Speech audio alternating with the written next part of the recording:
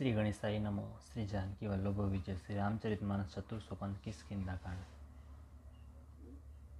મોગરાના પુષ્પ સમાન સુંદર ગૌરવર્ણ અને નીલકમળના સમાન શ્યામવર્ણ, અત્યંત બળવાન, વિજ્ઞાનના ધામ, શોભા સંપન્ન, શ્રેષ્ઠ ધનુર્ધર, વેદોના દ્વારા વંદિત, ગાય અને બ્રાહ્મણોના સમૂહને પ્રિય, માયાથી મનુષ્યરૂપ ધારણ કરેલા, શ્રેષ્ઠ ધર્મ માટે કવચ સ્વરૂપ, સર્વના હિતકારી, શ્રી સીતાજીની શોધમાં લાગેલા પથિકરૂપ, રઘુકુળના શ્રેષ્ઠ શ્રી રામચંદ્રજી અને શ્રી લક્ષ્મણજી બંને ભાઈ નિશ્ચય જ અમને ભક્તિપ્રદ થાઓ. તે સુકૃતિ પુણ્યાત્મા પુરુષ ધન્ય છે જે વેદરૂપી સમુદ્રના મંથનથી ઉત્પન્ન થયેલ કળિયુગના મળને સર્વથા નષ્ટ કરી દેનાર અવિનાશી ભગવાન શ્રી શંભુના સુંદર તેમજ શ્રેષ્ઠ મુખરૂપી ચંદ્રમામાં સદા શોભાયમાન છે. જન્મ મરણરૂપી રોગના ઔષધ, સર્વને સુખ આપનારા અને શ્રી જાનકીજીના જીવન સ્વરૂપ શ્રી રામ નામ રૂપી અમૃતનું નિરંતર પાન કરતા રહે છે. જ્યાં શ્રી શિવ પાર્વતી વસે છે તે કાશીની મુક્તિની જન્મભૂમિ, જ્ઞાનની ખાણ અને પાપોનો નાશ કરનારી જાણીને તેનું સેવન કેમ ન કરવામાં આવે?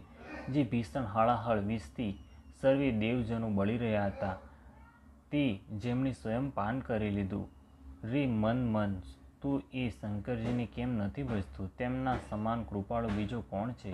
શ્રી રઘુનાથજી પછી આગળ ચાલ્યા. ઋષ્યમુખ પર્વત નજીક આવી ગયો. ત્યાં ઋષ્યમુખ પર્વત પર મંત્રીઓ સહિત સુગ્રીવ રહેતા હતા.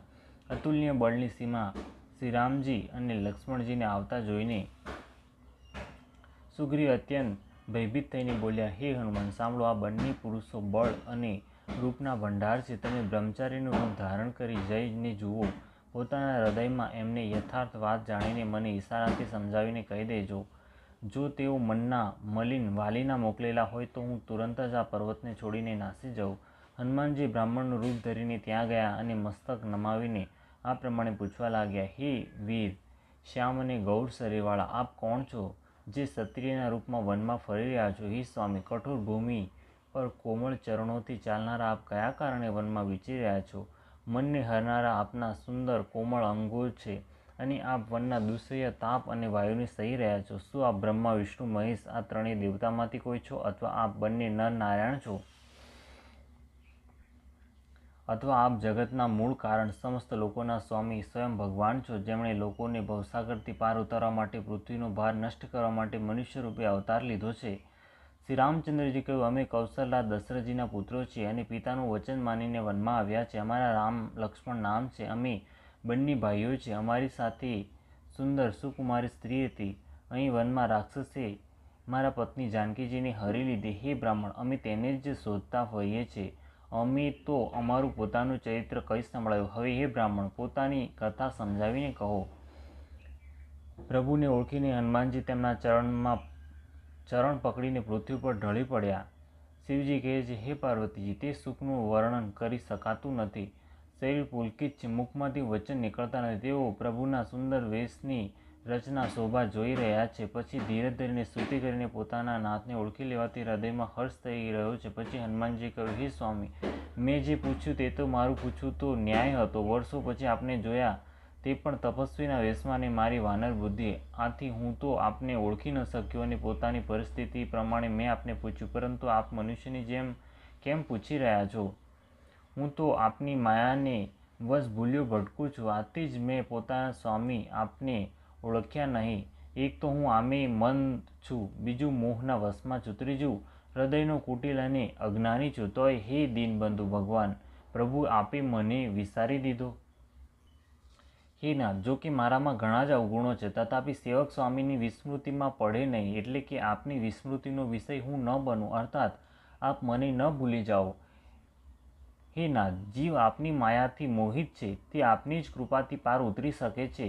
તેમ છતાંય હે રઘુવીર, હું આપના શપથ લઈને કહું છું કે હું ભજન સાધન કંઈ જાણતો નથી. સેવક સ્વામીના અને પુત્ર માતાના ભરોસે નિશ્ચિત રહે છે. પ્રભુએ સેવકનું પાલન પોષણ કરવું જ પડે છે. એમ કહીને હનુમાનજી અકળાઈને પ્રભુના ચરણોમાં ઢળી પડ્યા. તેમણે પોતાનું અસલી શરીર પ્રગટ કરી દીધું. તેમના હૃદયમાં પ્રેમ છવાઈ ગયો. ત્યારે શ્રી રઘુનાથજીએ તેમને ઉઠાવીને હૃદય સાથે ચાપી દીધા અને પોતાના નેત્રના જળથી સિંચીને શીતળ કર્યા. પછી કહ્યું, હે કપી, સાંભળો, મનમાં ગ્લાનિ કરશો નહીં. મન નાનું ન કરતા તમે મને લક્ષ્મણજીથી પણ બમણા પ્રિય છો. સર્વે કોઈ મને સમદર્શી કહે છે, પરંતુ મને સેવક ઘણું પ્રિય છે, કારણ કે તે અનન્ય ગતિ હોય છે. અને હે હનુમાન, અનન્ય તે જ છે જેની આવી બુદ્ધિ ક્યારેય ટળતી નથી કે હું સેવક છું અને આ ચરાચર જડ ચેતન જગત મારા સ્વામી ભગવાનનું રૂપ છે. સ્વામીને અનુકૂળ પ્રસન્ન જોઈને પવનકુમાર હનુમાનજીના હૃદયમાં હર્ષ છવાઈ ગયો અને તેમના સઘળા દુઃખો જતા રહ્યા. તેમણે કહ્યું, હે નાથ, આ પર્વત પર વાનરરાજ સુગ્રીવ રહે છે, તે આપનો દાસ છે. હે નાથ, તેની સાથે મિત્રતા કરો અને તેને દીન જાણીને નિર્ભય કરી દો. તે સીતાજીની શોધ કરાવશે અને ચારેકોર કરોડો વાનરોને મોકલશે. આ પ્રમાણે સઘળી વાતો સમજાવીને હનુમાનજીએ શ્રીરામજી લક્ષ્મણ બંને જણને પીઠ પર ચડાવી દીધા. જ્યારે સુગ્રીવે શ્રી રામચંદ્રજીને જોયા તો પોતાના જન્મને અત્યંત ધન્ય સમજ્યા. સુગ્રીવ ચરણોમાં મસ્તક નમાવીને આદર સહિત મળ્યા. શ્રી રઘુનાથજી પણ નાના ભાઈ સહિત તેમને ગળે લગાવીને ભેટ્યા. સુગ્રીવ મનમાં આ પ્રકારે વિચારી રહ્યા છે કે હે વિધાતા, શું તેઓ મારાથી પ્રીતિ કરશે? ત્યારે હનુમાનજીએ બંને બાજુની સઘળી કથા સંભળાવીને અગ્નિની સાક્ષી આપીને પરસ્પર દ્રઢ કરીને પ્રીતિ જોડી દીધી. બંનેએ પ્રીતિ રાખી, કંઈ પણ અંતર રાખ્યું નહીં. ત્યારે લક્ષ્મણજી શ્રી રામચંદ્રજીનો સઘળો ઇતિહાસ કહ્યો. સુગ્રીવે નેત્રોમાં જળ ભરીને કહ્યું, હે નાથ, મિથિલેશ કુમારી જાનકીજી મળી જશે. એકવાર અહીં મંત્રીઓ સાથે બેસીને કંઈક વિચાર કરી રહ્યો હતો, ત્યારે મેં પરાયા શત્રુના વશમાં પડેલ ઘણો જ વિલાપ કરતા સીતાજીને આકાશ માર્ગથી જતા જોયા હતા. અમને જોઈને તેમણે રામ રામ હા રામ પોકારીને વસ્ત્ર પાડી નાખ્યું હતું. શ્રીરામજીએ તેને માગ્યું ત્યારે સુગ્રીવે તરત જ આપી દીધું.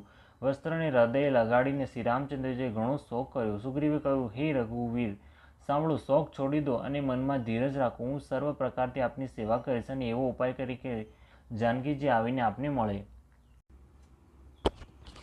કૃપાના સમુદ્ર અને બળની સીમા શ્રીરામજી સખા સુગ્રીવના વચન સાંભળીને હર્ષિત થયા અને બોલ્યા, હે સુગ્રીવ, મને બતાવો, તમે વનમાં કયા કારણે રહો છો? સુગ્રીવે કહ્યું, હે નાથ, વાલી અને હું બે ભાઈઓ છે. અમારા બંનેમાં એવી પ્રીતિ હતી કે જેનું વર્ણન કરી શકાતું નથી. હે પ્રભુ, મયદાનવનો એક પુત્ર હતો, તેનું નામ માયાવી હતું. એકવાર તે અમારા ગામમાં આવ્યો. તેણે અડધી રાત્રે નગરના દરવાજા પર આવીને પોકાર કર્યો. વાલી શત્રુના પડકારને સહન કરી શક્યો નહીં. તે દોડ્યો. તેને જોઈને માયાવી નાટો. હું પણ ભાઈની સંગાતે થઈ ગયો. તે માયાવી એક પર્વતની ગુફામાં પેસી ગયો. ત્યાં વાલીએ મને સમજાવીને કહ્યું, તમે એક પખવાડિયા સુધી મારી વાટ જોજો. જો હું એટલા દિવસમાં ન આવું તો જાણી લેજો કે હું માર્યો ગયો. હે ખરારી, હું ત્યાં 1 મહિના સુધી રહ્યો. ત્યાં તે ગુફામાંથી લોહીની મોટી ભારે ધારા નીકળી. ત્યારે હું સમજી ગયો કે તેણે વાલીને મારી નાખ્યો. હવે આવીને મને મારશે. એટલે ત્યાં હું ગુફાના દ્વાર પર એક શિલા લગાવીને નાસી આવ્યો.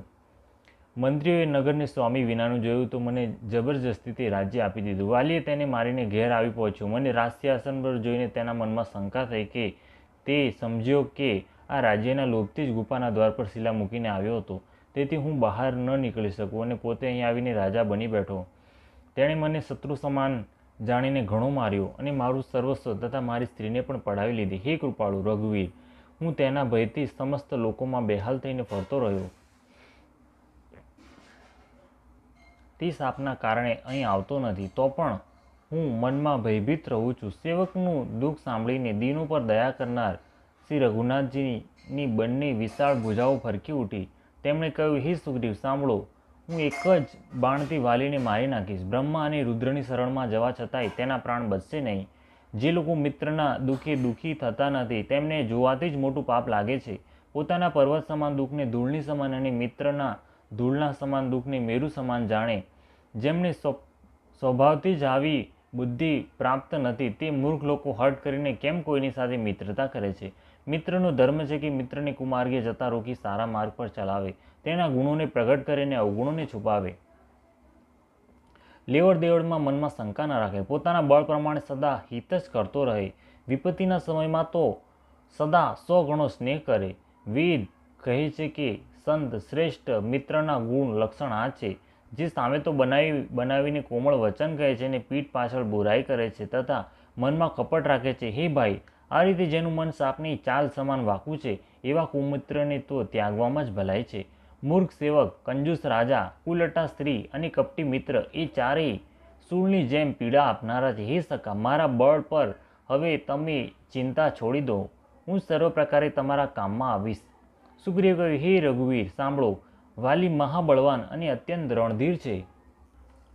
પછી સુગ્રીવે શ્રી રામચંદ્રજીને દુંદુભી રાક્ષસના હાડકા અને તાડના વૃક્ષ બતાવ્યા. શ્રી રઘુનાથજીએ તેમને વિના પરિશ્રમે સહેલાઈથી જમીનદોસ્ત કરી દીધા. શ્રી રામજીનું અપરિમિત બળ જોઈને સુગ્રીવની પ્રીતિ વધી ગઈ અને તેમને વિશ્વાસ થઈ ગયો કે તેઓ વાલીનો વધ અવશ્ય કરશે. તેઓ વારંવાર પ્રભુના ચરણોમાં શીશ નમાવા લાગ્યા અને પ્રભુને ઓળખીને સુગ્રીવ મનમાં હર્ષિત થઈ રહ્યા હતા. જ્યારે જ્ઞાન ઉત્પન્ન થઈ ગયું ત્યારે તેઓ આ વચન બોલ્યા કે હે નાથ, આપની કૃપાથી હવે મારું મન સ્થિર થઈ ગયું છે. સુખ સંપત્તિ પરિવાર અને મોટા સર્વનો ત્યાગ કરીને હું આપની સેવા કરીશ. કારણ કે આપના ચરણોની આરાધના કરનાર સંતો કહે છે કે આ સર્વે સુખ સંપત્તિ આદિ રામ ભક્તિના વિરોધી છે. જગતમાં જેટલા પણ શત્રુ મિત્ર અને સુખ દુઃખ છે સર્વે સર્વ માયા રચિત છે, પરમાર્થ વાસ્તવમાં નથી. હે શ્રી રામચંદ્રજી, વાલી તો મારો પરમ હિતકારી છે, જેની કૃપાથી શોકનો નાશ કરનાર આપ મને મળ્યા અને જેની સાથે હવે સ્વપ્નમાં લડાઈ થાય તો જાગી ગયા પછી તેને સમજીને મનમાં સંકોચ થશે.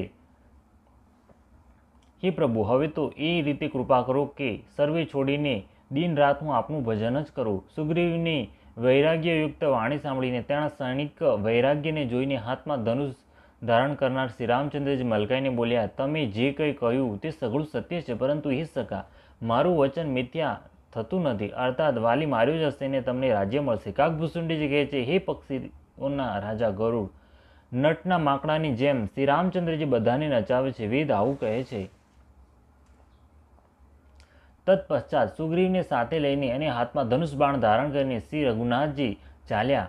પછી શ્રી રઘુનાથજીએ સુગ્રીવને વાલીની પાસે મોકલ્યો. તે શ્રી રામચંદ્રજીનું બળ પામીને વાલીને નિકટ જઈને ગરજ્યો.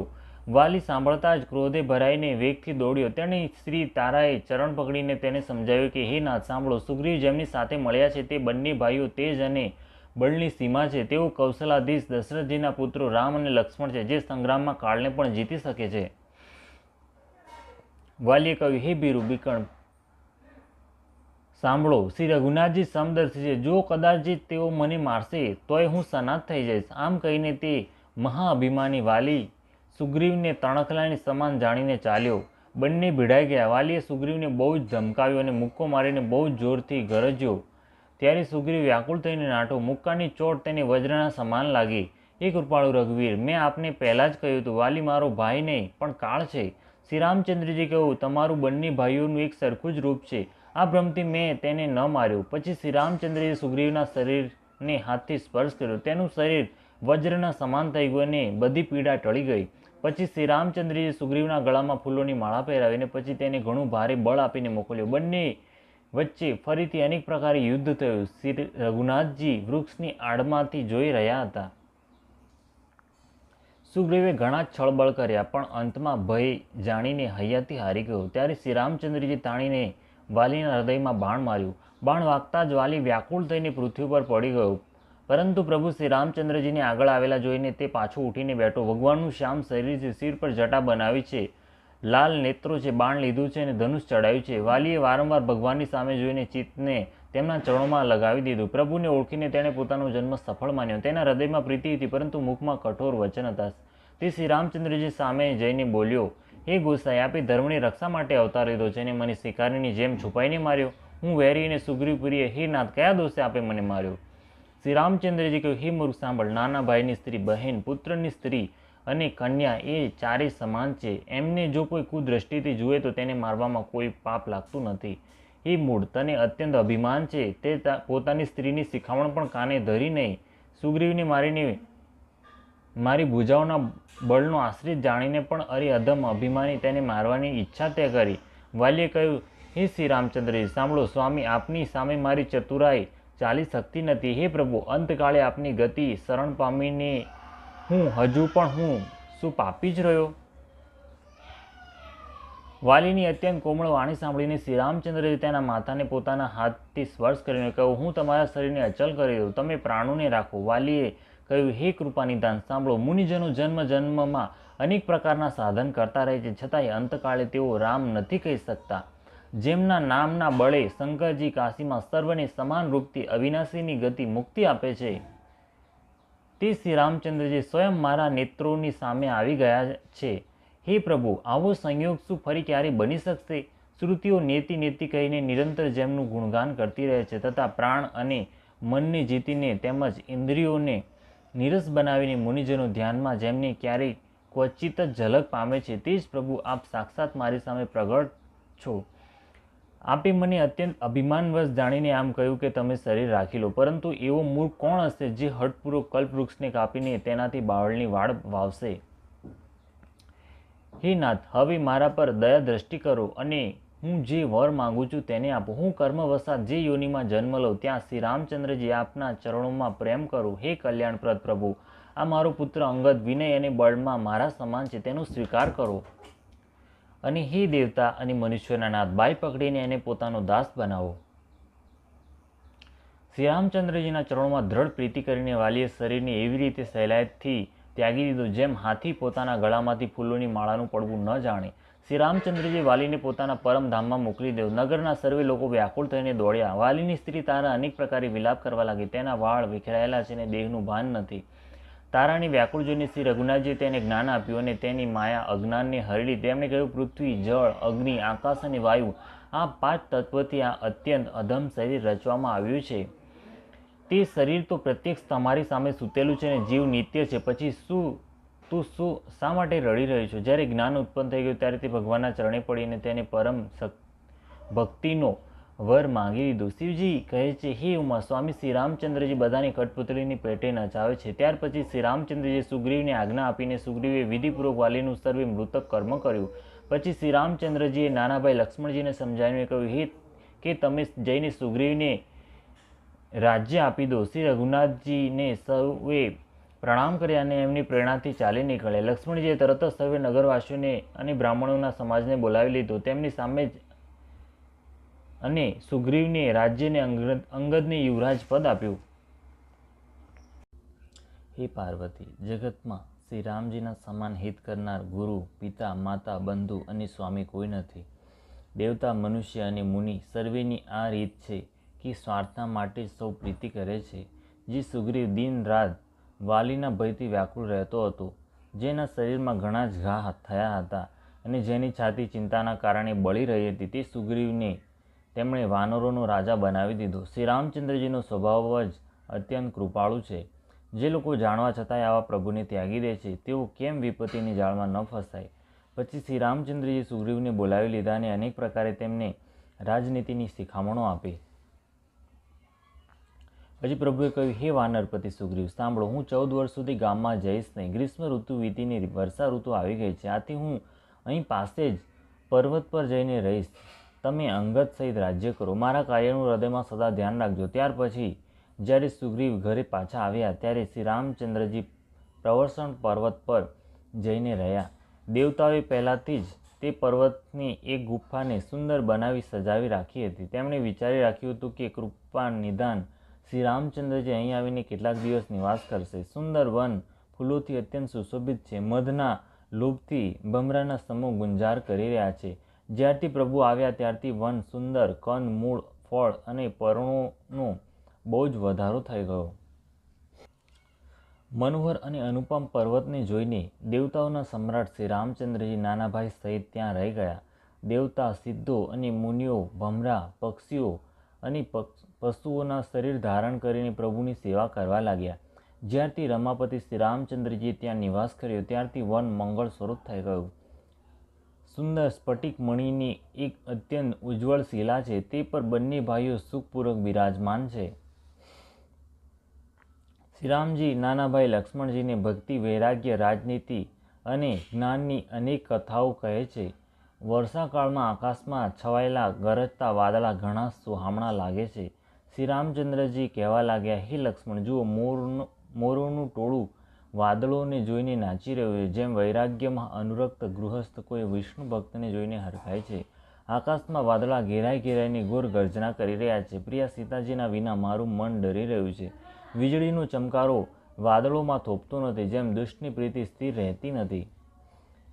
વાદળો પૃથ્વીની સમીપ આવીને નીચે ઉતરીને વરસી રહ્યા છે. જેમ વિદ્યા પામીને વિદ્વાન નમ્ર થઈ જાય છે. બિંદુઓની થપાટ પર્વત એવી રીતે સહે છે જેમ દુષ્ટોના વચન સંતો સહે છે. નાની નદીઓ ઉભરાઈને કિનારાઓને તોડતી ચાલી છે. જેમ થોડા ધનથી પણ દુષ્ટો કતરાઈ જાય છે. ઘમંડની મર્યાદાનો ત્યાગ કરી દે છે. પૃથ્વી પર પડતા જ પાણી ગંદુ થઈ ગયું છે. જેમ શુદ્ધ જીવને માયા વીંટળાઈ ગઈ હોય. જળ એકત્ર થઈને તળાવોમાં ભરાઈ રહ્યું છે, જેમ સદ્ગુણ એક એક કરીને સજ્જનની પાસે ચાલ્યા આવે છે. નદીનું જળ સમુદ્રમાં જઈને એવું જ સ્થિર થઈ જાય છે, જેમ જીવ શ્રી હરિને પામીને અચલ થઈ જાય છે. પૃથ્વી ઘાસથી પરિપૂર્ણ થઈને લીલીછમ થઈ ગઈ છે, જેથી રસ્તા સમજી શકાતા નથી. જેમ પાખંડમતના પ્રચારથી સદગ્રંથ લુપ્ત થઈ જાય છે. ચારે દિશામાં દેડકાનો ધ્વનિ એવો સોહામણો લાગે છે, જાણે કે વિદ્યાર્થીઓનો સમુદાય વેદ ભણી રહ્યો હોય. અનેક વૃક્ષોમાં નવા નવા પાંદડા આવી ગયા છે, જેથી તેઓ એવા હર્યા ભર્યા અને સુશોભિત થઈ રહ્યા છે, જેમ સાધકનું મન વિવેક જ્ઞાન પામી જવાથી થઈ જાય છે. આંકડો અને જવાસા પાંદડા વગરના થઈ ગયા. જેમ શ્રેષ્ઠ રાજ્યમાં દુષ્ટોનો ઉદ્યમ જતો રહે છે, ધૂળ ક્યાંય શોધવા છતાંય મળતી નથી. જેમ ક્રોધ ધર્મને દૂર કરી દે છે. અન્નથી યુક્ત પૃથ્વી એવી શોભિત થઈ રહી છે કે જેમ ઉપકારી પુરુષની સંપત્તિ રાતના ગાઢ અંધકારમાં આજ્ઞા શોભા પામી રહ્યા છે, જાણે દંભીઓનો સમાજ ઉમટી પડ્યો હોય. ભારે વરસાદ મહાવૃષ્ટિથી ખેતરોના ક્યારા તૂટી ગયા છે. જેમ સ્વતંત્ર થવાથી સ્ત્રીઓ બગડી જાય છે. ચતુર ખેડૂત ખેતરોને નિંદાવી રહ્યા છે, તેમાંથી ઘાસ આદિને બહાર કાઢી રહ્યા અને ફેંકી રહ્યા છે. જેમ વિદ્વાન લોકો મોહ મદ અને માનનો ત્યાગ કરી દે છે. ચક્રવાક પક્ષીઓ નથી દેખાઈ રહ્યા. જેમ કળિયુગ પામીને ધર્મ પલાયન થઈ જાય છે. ખારાપાટમાં વરસાદ થાય છે, પરંતુ ત્યાં ઘાસ સુધા ઉગતું નથી. જેમ હરિભક્તના હૃદયમાં કામ ઉત્પન્ન થતું નથી. પૃથ્વી અનેક પ્રકારના જીવોથી ભરેલી એવી રીતે શોભાયમાન છે, જેમ સુરાજ્ય પ્રાપ્ત કરીને પ્રજાની વૃદ્ધિ થાય છે. યત્ર તત્ર અનેક પથિકો થાકી જઈને રોકાયા છે. જેમ જ્ઞાન ઉત્પન્ન થઈ જવાથી ઇન્દ્રિયો શિથિલ થઈને વિષયો તરફ જવાનું છોડી દે છે. ક્યારેક ક્યારેક વાયુ ઘણા જોરથી ચાલવા લાગે છે, જેનાથી વાદળો જ્યાં ત્યાં ગાયબ થઈ જાય છે. જેમ કુપુત્રના ઉત્પન્ન થવાથી કુળના ઉત્તમ ધર્મ શ્રેષ્ઠ આચરણ નષ્ટ થઈ જાય છે. ક્યારેક વાદળાના કારણે દિવસે ઘોર અંધકાર છવાઈ જાય છે, અને ક્યારેક સૂર્ય પ્રગટ થઈ જાય છે. જેમ કુસંગ પામીને જ્ઞાન નષ્ટ થઈ જાય છે અને સુસંગ પામીને જ્ઞાન ઉત્પન્ન થઈ જાય છે. હે લક્ષ્મણ, જુઓ, વર્ષા વીતી ગઈ અને પરમ સુંદર શરદ ઋતુ આવી ગઈ. ફાલેલા દર્ભથી સમસ્ત પૃથ્વી છવાઈ ગઈ છે, જાણે વર્ષા ઋતુએ કાશરૂપી સફેદ વાળોના રૂપમાં પોતાની વૃદ્ધાવસ્થા પ્રગટ કરી. કાશ એક પ્રકારની ઘાસ છે. અગસ્તના તારાએ ઉદિત થઈને માર્ગના જળને શોષી લીધું. જેમ સંતોષ લોભને શોષી લે છે. નદીઓ અને તળાવોનું નિર્મળ જળ એવી શોભા પામી રહ્યા છે, જેમ મદ અને મોહથી રહિત સંતોનું હૃદય. નદી તળાવોનું જળ ધીરે ધીરે સુકાઈ રહ્યું છે. જેમ જ્ઞાની વિવેક પુરુષો મમતાનો ત્યાગ કરે છે. શરદ ઋતુ જાણીને ખંજન પક્ષી આવી ગયા. જેમ સમય આવી સુંદર સુકૃત આવી જાય છે. ન કાદવ છે ન ધૂળ, આથી ધરતી નિર્મળ થઈને એવી શોભા આપી રહી છે. જેમ નીતિ નિપુણ રાજાની કરણી. જળ ઓછું થવાથી માછલીઓ વ્યાકુળ થઈ રહી છે. જેમ મૂર્ખ વિવેક શૂન્ય કુટુંબી ગૃહસ્થ ધન વિના વ્યાકુળ થઈ જાય છે. વિના વાદળોનું નિર્મળ આકાશ એવું શોભિત થઈ રહ્યું છે. જેમ ભગવત ભક્ત બધી આશાઓને છોડીને સુશોભિત થાય છે. ક્યાંક ક્યાંક વિરલ સ્થાનોમાં શરદ ઋતુની થોડી થોડી વર્ષા થઈ રહી છે. જેમ કોઈ વિરલા જ મારી ભક્તિ પામે છે. શરદ ઋતુ આવતા રાજા, તપસ્વી, વેપારી, ભિખારી ક્રમશઃ વિજય, તપ અને વેપાર અને ભિક્ષા માટે હર્ષિત થઈને નગર છોડીને ચાલ્યા. જેમ શ્રી હરિની ભક્તિ પામીને ચારેય આશ્રમવાળા અનેક પ્રકારના સાધનરૂપી શ્રમોનો ત્યાગ કરી દે છે. જે માછલીઓ અગાધ જળમાં છે તેઓ સુખી છે. જેમ શ્રી હરિના શરણમાં ચાલ્યા જવાથી એક પણ વિઘ્ન રહેતું નથી. કમળોના ફૂલવાથી તળાવ એવા શોભા આપી રહ્યું છે. જેમ નિર્ગુણ બ્રહ્મ સગુણ થવાથી શોભિત થાય છે. ભમરા અનુપમ શબ્દ કરતાં ગુંજી રહ્યા છે, તથા પક્ષીઓના જુદા જુદા પ્રકારના સુંદર શબ્દો થઈ રહ્યા છે. રાત્રિ જોઈને ચક્રવાકના મનમાં એવું દુઃખ થઈ રહ્યું છે, જેમ બીજાની સંપત્તિ જોઈને દુષ્ટ દુઃખી થાય છે. બપૈયા રટ લગાવી રહ્યા છે, તેમની મોટી તરસ છે. જેમ શ્રી શંકરજીનો દ્રોહી સુખ પામતો નથી. શરદ ઋતુના તાપને રાત્રિના સમયે ચંદ્રમા હરી લે છે. જેમ સંતોના દર્શનથી પાપ દૂર થઈ જાય છે. ચકોરોનો સમુદાય ચંદ્રમાને જોઈને એ રીતે એકીટસે જોઈ રહ્યા છે, જેમ ભગવત ભક્ત ભગવાનને પામીને તેમના દર્શન કરે છે. મચ્છર અને ડાસ ઠંડીના ડરથી એ પ્રકારે નષ્ટ થઈ ગયા છે. જેમ બ્રાહ્મણોની સાથે વેર કરવાથી કુળનો નાશ થાય છે. વર્ષા ઋતુના કારણે પૃથ્વી પર જે જીવજંતુઓ ભરાઈ ગયા હતા તે શરદ ઋતુને પામીને એવા જ નષ્ટ થઈ ગયા જેમ સદગુરુ મળી જવાથી સંદેહ અને ભ્રમનો સમૂહ નષ્ટ થઈ જાય છે. વર્ષા વીતી ગઈ, નિર્મળ શરદ ઋતુ આવી ગઈ, પરંતુ હે तात સીતાના કોઈ ખબર મળ્યા નથી. એકવાર કેમ કરીને પણ પતો મળી જાય તો કાળને પણ જીતીને પળવારમાં જાનકીને લઈ આવું. ક્યાં હશે? જો જીવતી હશે તો હે तात પ્રયત્ન કરીને હું તેને અવશ્ય લાવીશ. રાજ્ય, ખજાનો, નગર અને સ્ત્રી પામી ગયો એટલે સુગ્રીવ પણ મારી સુધબુધ બોલાવી દીધી. જે બાણથી મેં વાલીને માર્યો હતો તે જ બાણથી કાલે તે મૂળને મારું. શિવજી કહે છે કે હે ઉમા, જેમની કૃપાથી મદ અને મોહ છૂટી જાય છે તેમને કદી સ્વપ્નમાં ક્રોધ આવી શકે છે? આ તો લીલા માત્ર છે.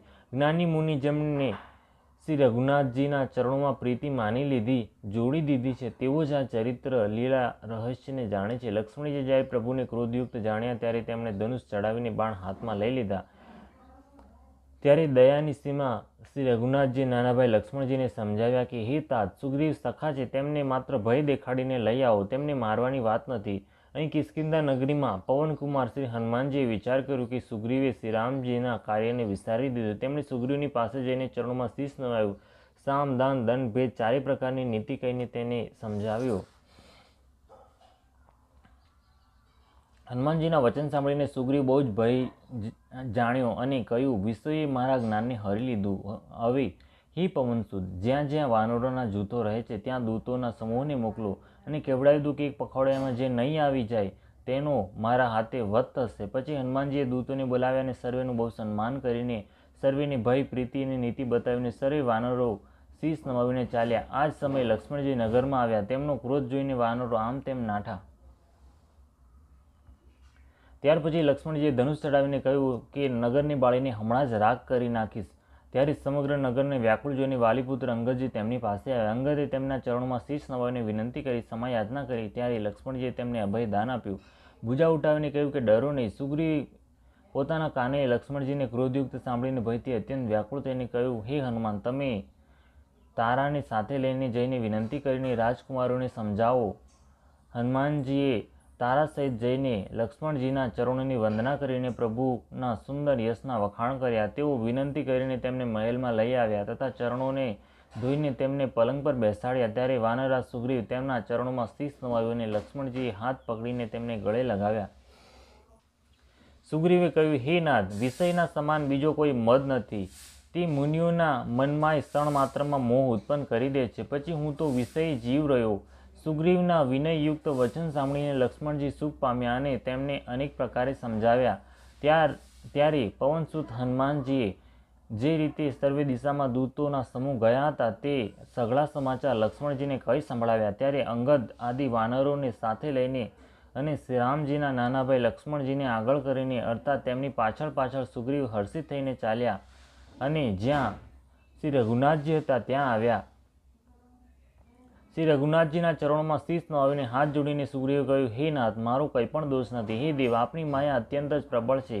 જ્યારે આપ દયા કરો છો હે રામજી ત્યારે જ એ છૂટે છે.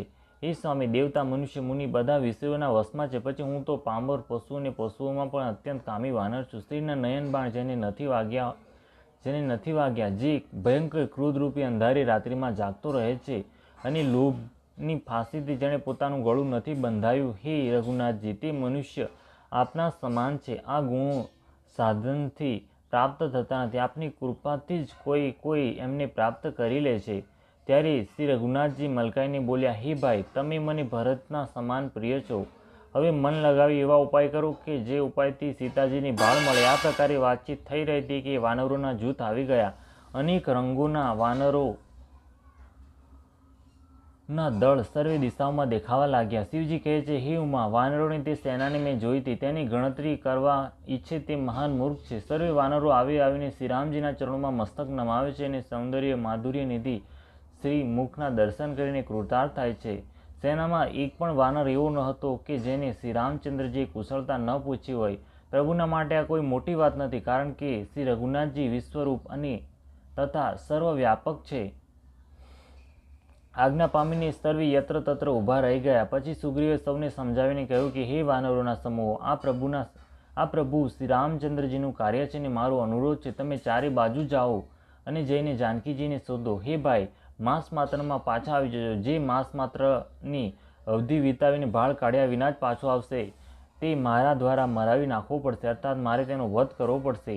સુગ્રીવના વચન સાંભળતા સૌ વાનર તરત જ ચારેકોર જુદી જુદી દિશામાં ચાલી નીકળ્યા. ત્યારે સુગ્રીવે અંગદ, નીલ, હનુમાન વગેરે મુખ્ય યોદ્ધાઓ બોલાવ્યા અને કહ્યું, હે ધીર બુદ્ધિ અને ચતુર નીલ, અંગદ, જાંબવન, હનુમાન, તમે સર્વે શ્રેષ્ઠ યોદ્ધાઓ મળીને દક્ષિણ દિશામાં જાઓ અને સૌ કોઈને સીતાજીના સમાચાર પૂછજો.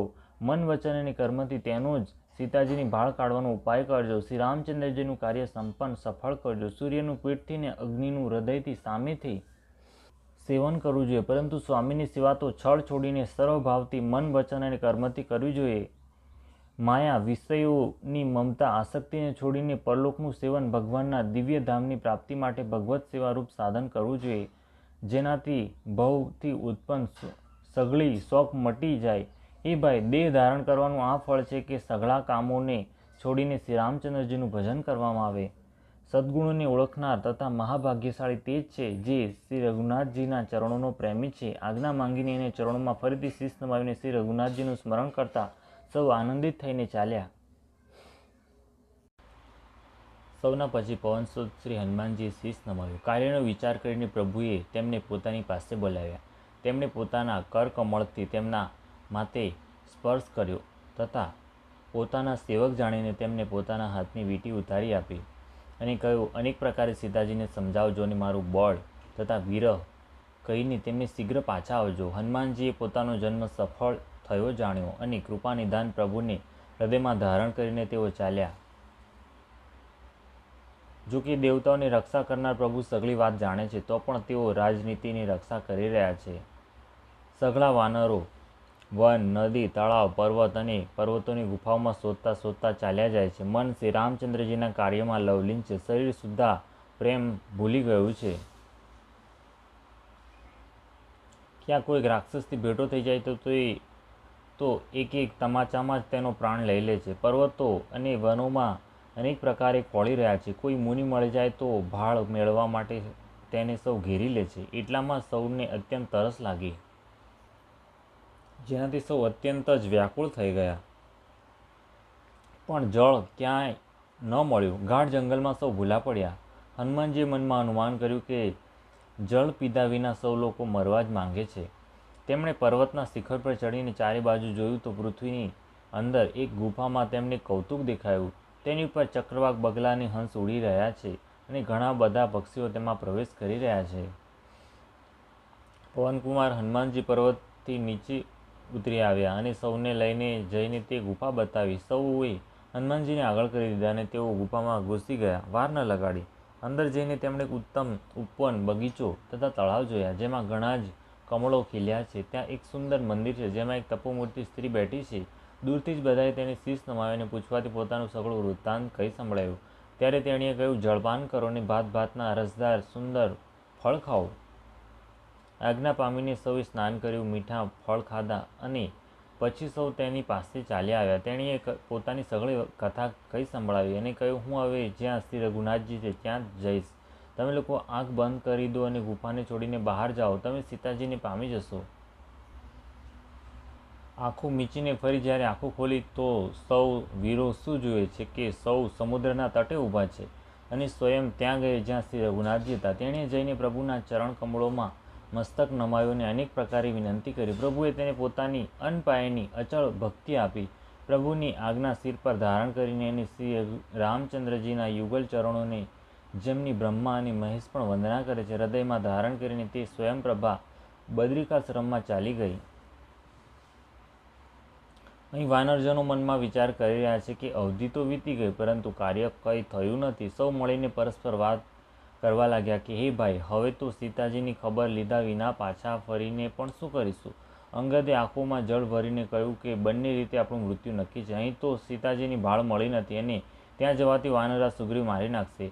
તેઓ તો પિતાનો વધ થયા પછી જ મને મારી નાખત. શ્રીરામજીએ જ મારી રક્ષા કરી છે. આમાં સુગ્રીવનો કોઈ ઉપકાર નથી. અંગદ વારંવાર સૌને કહી રહ્યા છે કે હવે મૃત્યુ આવ્યું એમાં કોઈ પણ સંદેહ નથી. વાનર વીરો અંગદના વચન સાંભળી છે, પરંતુ કંઈ બોલી શકતા નથી. તેમના નેત્રોમાંથી જળ વહી રહ્યું છે. એક ક્ષણ માટે સૌ ઊંડા વિચારમાં ગરકાવ થઈ ગયા. પછી સૌ એવા વચન કહેવા લાગ્યા, હે સુયોગ્ય યુવરાજ, અમે લોકો સીતાજીની ભાળ મેળવ્યા સિવાય પાછા ફરીશું નહીં. એમ કહીને લવણ સાગરના તટ પર જઈને સઘળા વાનરો દર્ભ બિછાવીને બેસી ગયા. જામવને અંગદનું દુઃખ જોઈને વિશેષ ઉપદેશની કથાઓ કહી. તેઓ બોલ્યા, હે तात, શ્રી રામચંદ્રજીને મનુષ્ય ન જાણો, તેમને નિર્ગુણ બ્રહ્મ, અજય અને અજન્મા સમજો. આપણે સૌ સેવકો અત્યંત મોટા ભાગ્યવાળા છે, જે નિરંતર સગુણ બ્રહ્મ શ્રી રામચંદ્રજીમાં પ્રીતિ રાખીએ છીએ.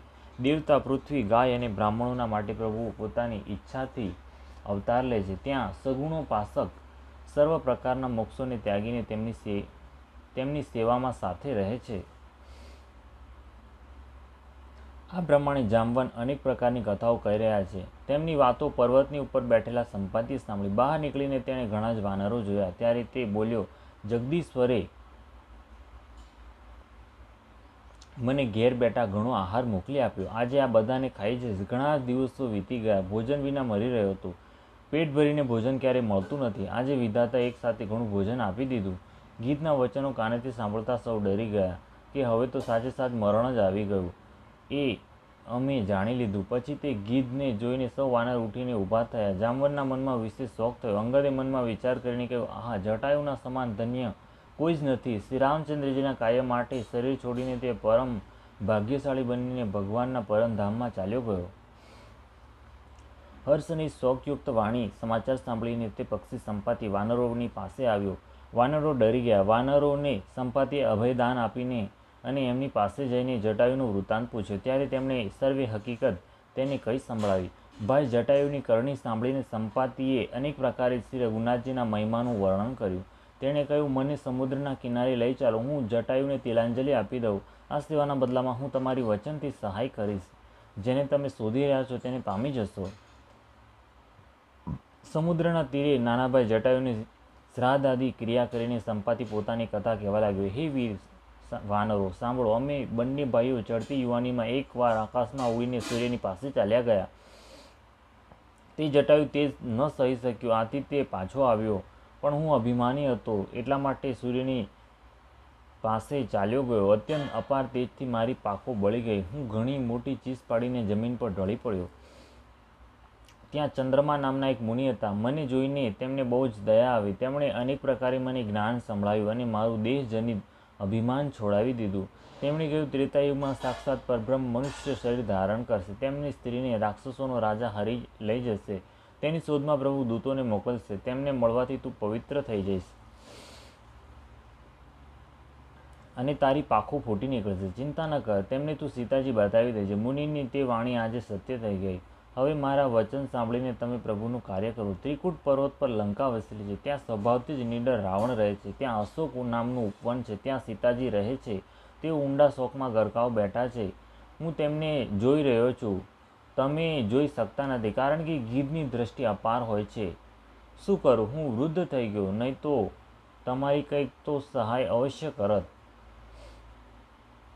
જે 100 યોજન સમુદ્ર લાંઘી શકશે અને બુદ્ધિ નિદાન હશે તે જ શ્રી રામચંદ્રજીનું કાર્ય કરી શકશે.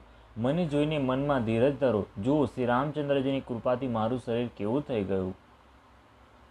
પાપી પણ જેમનું નામ સ્મરણ કરીને અત્યંત અપાર ભવસાગરને તરી જાય છે, તમે તેમના દૂત છો. એટલે કાયરતા છોડીને શ્રી રામચંદ્રજીને હૃદયમાં ધારણ કરીને ઉપાય કરો.